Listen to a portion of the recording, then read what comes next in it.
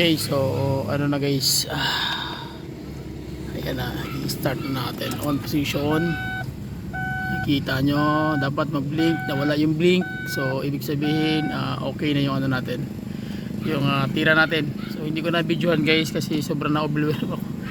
Although kita nyo naman ginabi na ako kaka ano nito, pero at least nagawa ko ng paraan.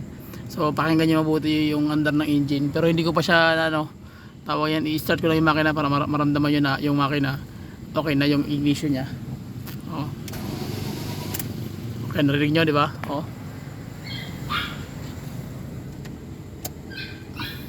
Yan. So ibig sabihin kahit paano meron na siyang tao doon sa loob. So ang gagawin na natin is i-delete ko muna yung code. So balik ako guys, medyo mahaba pa kasi yung video natin, kaya medyo mahirap siya okay. Ayan, reading pa.